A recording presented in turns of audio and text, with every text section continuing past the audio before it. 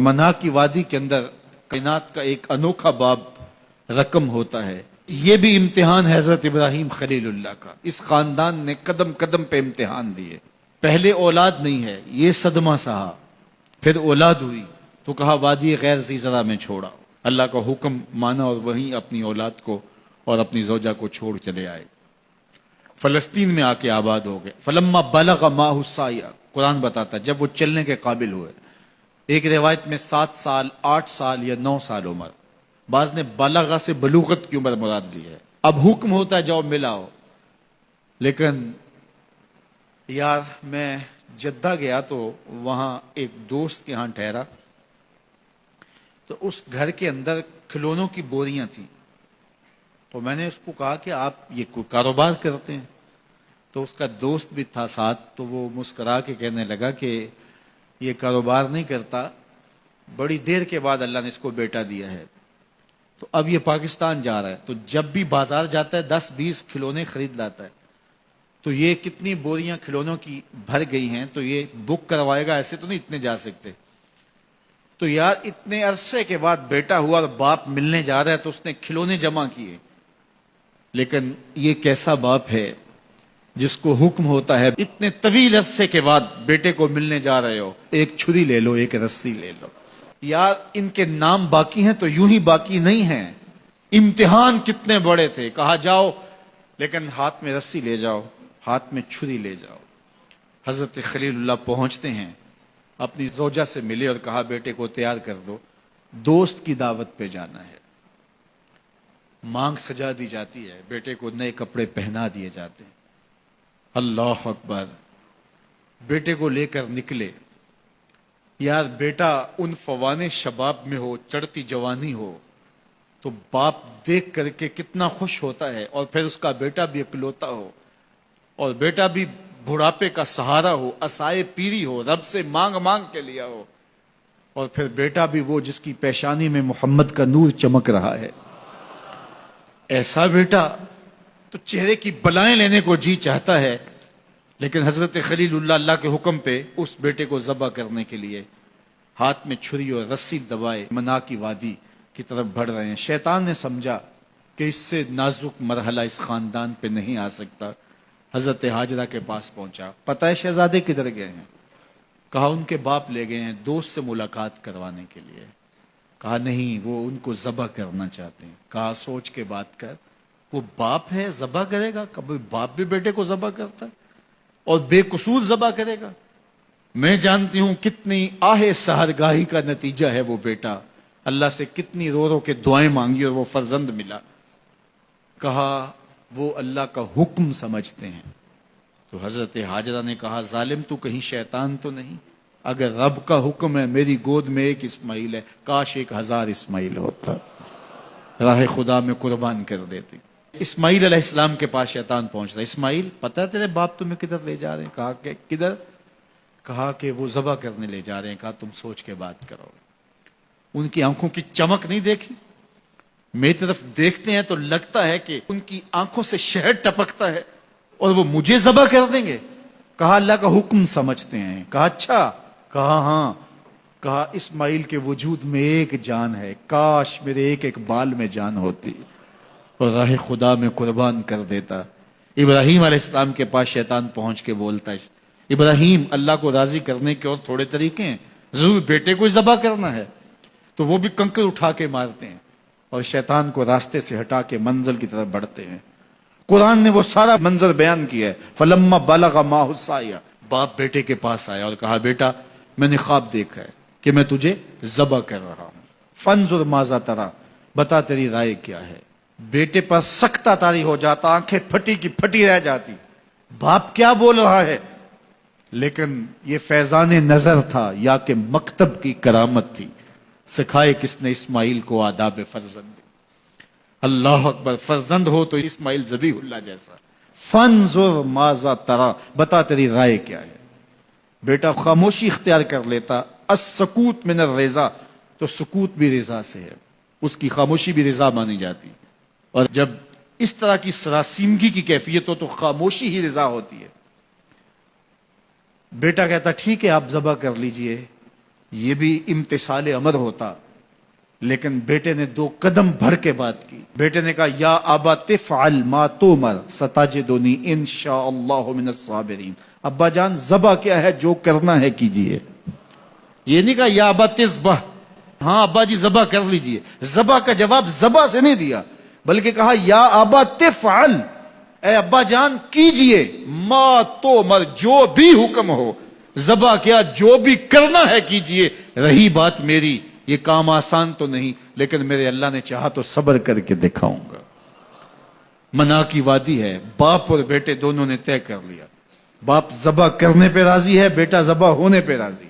یار اسلام من مانی کا نام نہیں ہے، اپنے خواہشات کو پورا کرنے کا نام اسلام نہیں ہے، اپنے آپ کو مالک کے سپرد کر دینے کا نام ایمان ہے.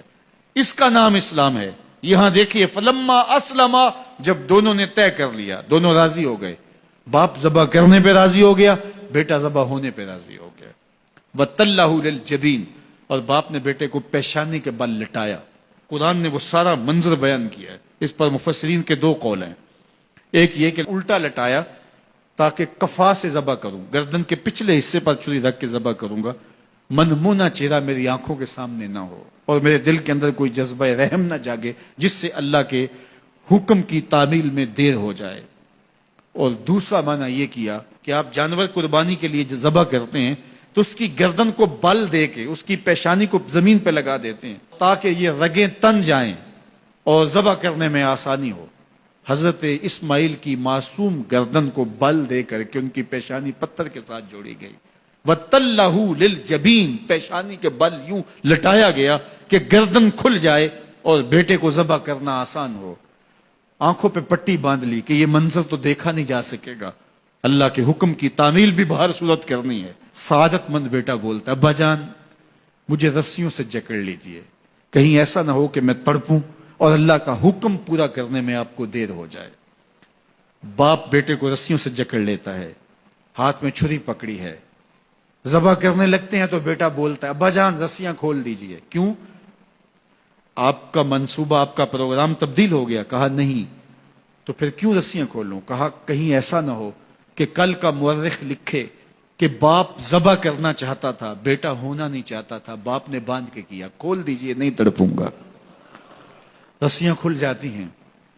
بیٹا پیشانی کے بل لٹایا ہوا ہے، ہاتھ میں چھری پکڑی ہے، منا کی وادی ہے، کارکنان قضاء و قدر کی چیخیں نکل رہی ہیں، حوریں تھرا رہی ہیں، زمانہ کانپ رہا ہے، منا کی وادیوں پر تھر تھراہٹ ہے. مالک قیامت آنے والی ہے. فرشتے بھی پوچھ رہے ہیں کہ مالک کیا ہونے والا ہے. کہا تم کہتے تھے انسان کو پیدا کر رہا ہے، سجدے تو ہم کریں گے، ذرا میرے بندے کی ادا تو دیکھو، ذرا میرے بندے کا انداز محبت تو دیکھو، میری فرما برداری، انقیاد امر اور اطاعت اور امتثال امر کی مثال تو دیکھو، ذرا دیکھو میرا بندہ میرے حکم کی تعمیل کیسے کر رہا ہے. اللہ اکبر.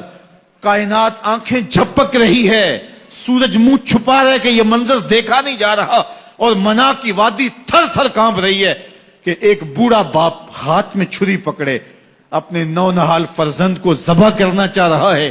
عجیب منظر ہے کائنات کے اندر. حضرت ابراہیم آگے بڑھے، بیٹے کی گردن پہ چھری رکھی اور پوری قوت کے ساتھ چھری کو جنبش دی. اللہ اکبر. لیکن ایک بال بھی نہیں کٹا. پاس پڑے پتھر پر چھری کو مارا. لما تقطع یا سکین، چھری کاٹتی کیوں نہیں؟ تو چھری نے آواز دیا الخلیل یامرنی والجلیل ینہانی، خلیل مجھے کاٹنے کا کہتا ہے، رب جلیل کہتا ہے خبردار ایک بال بھی کاٹا. کہا چھری تیرا کام تو کاٹنا ہوتا ہے. کہا حضرت آگ کا کام بھی تو جلانا تھا، جس نے آگ کو جلانے سے روکا تھا آج اس نے مجھے کاٹنے سے روک دیا. اس کا یہ مفہوم بھی نکالا جا سکتا تھا کہ میں نے تو چھری چلا دی، اب چھری نے کچھ نہیں کیا تو میرا کیا قصور. اللہ اکبر. دوبارہ چھری تیز کی اور حلق پر چھری کی نوک رکھی اور اپنا سارا وزن ڈال دیا. گردن کٹ گئی، خون بہنے لگا اور دل میں تھا کہ اتنا بڑا کام جو میں نے کر لیا. لیکن جب پٹی کھولی تو دیکھا منظر بدلا ہوا ہے. جس کو بیٹا سمجھ کے ذبح کیا وہ بیٹا نہیں تھا، دمبا تھا. اور جبریل امین پاس کھڑے ہیں اور اسماعیل مسکرا رہے ہیں. بے ساختہ زبان سے نکلا اللہ اکبر. تو حضرت اسماعیل بولے لا الہ الا اللہ واللہ اکبر. جبریل بولے اللہ اکبر وللہ الحمد۔ اب یقین تھا کہ یہ سارا اہتمام ادھر سے، جبریل کا آنا، اور دمبا پڑا ہے اور ذبح پڑا ہے اور جبریل امین موجود ہیں تو یہ یہی لے کر آئے ہوں گے، اور بیٹا مسکرا رہا ہے۔ یہ سارا منظر، یہ قرینہ حالیہ بتا رہا تھا کہ یہ سارا الوہی اہتمام ہے، رب نے قربانی قبول کر لی۔ لیکن صرف اتنا ہی نہیں ہوا کہ یہ قرینہ حالیہ آپ کو یقین دلاتا، بلکہ منا کی وادی چمکنے لگی اور وہی کے اجالوں سے پوری وادی روشن ہو گئی، اور آواز آنے لگی وَنَادَيْنَاهُ يَا إِبْرَاهِيمُ قَدْ صَدَّقْتَ الرُّؤْيَا إِنَّا كَذَلِكَ نَجْزِي الْمُحْسِنِينَ۔ یہ منظر دیکھا تو ابراہیم ابھی کوئی سوال کرتے، کسی سے پوچھتے کہ یہ کیا ہوا، اتنے میں وہی نازل ہوئی، اے ابراہیم تو نے واقعی خواب پورا کر دکھایا، اِنَّا كَذَلِكَ نَجْزِي الْمُحْسِنِينَ۔ ہم اپنے بندوں کو یوں ہی صلہ دیا کرتے، تیرے بیٹے کو ذبح نہیں کروانا تھا تیرے ہاتھوں سے، ہم نے تیرا امتحان لینا تھا، بس ابراہیم تیرا امتحان پورا ہو گیا۔ ہم نے تیری سنت کو اب قیامت تک کے لیے باقی رکھا، قیامت تک کے لیے باقی رکھا۔ اور پھر خود میرا رب کہتا ہے سلام علی ابراہیم، ابراہیم تیرے اوپر سلام ہو۔ اللہ اکبر۔ منا کی وادی کے اندر حج کے موقع پر 40 لاکھ حجاج ہیں، تو کچھ شیوخ عرب کے اور باقی عمراء مخیر سعادت مند لوگ 100 قربانیاں بھی پیش کرتے ہیں، تو کروڑوں قربانیاں منا کی وادی میں ذبح ہو رہی ہوتی ہیں اور حدود حرم میں، اور بے ساختہ زبان پہ نکلتا ہے سلام علی ابراہیم۔ ہر سال یہ شور و غوغا ہوتا ہے کہ اس مرتبہ قربانی بہت مہنگی ہے، شاید زیادہ لوگ قربانی نہیں کر پائیں گے، لیکن جو ہی موسم قربانی کا آتا ہے گلیوں اور بازاروں کے اندر جانور گھوم رہے ہوتے ہیں اور ان کو دیکھ کے بے ساختہ زبان پہ آتا ہے سلام علی ابراہیم، ابراہیم تیرے اوپر سلام۔ تو یہ کتنا بڑا امتحان تھا، کتنی بڑی آزمائش تھی، لیکن اس آزمائش سے سرخرو نکلے، نمبر بھی پورے 100 حاصل کیے، کامیاب اور بامراد اور کامگار ہوئے۔ آج ہمیں اس سنت کو باقی رکھ کر کے ہمیں وہ یاد تازہ کی جا رہی ہے کہ میرے ایسے بندے کہ جو میرے حکم پہ اپنی سب سے عزیز چیز بھی قربان کرنے سے گریز نہیں کیا کرتے۔ ہمارے ایک بزرگ فرمایا کرتے تھے کہ ہر بندے کا ایک اسماعیل ہوتا ہے، جب تک وہ اپنے اسماعیل کی گردن پہ چھری نہیں رکھتا رب کا قرب نصیب نہیں ہوتا۔ تو جو تمہاری محبوب چیز ہے اس کو راہ خدا میں جب تک قربان کرنے کا جذبہ نہیں پاؤ گے، تب تک تمہیں وہ منزل نصیب سعادت کی نہیں ہوگی۔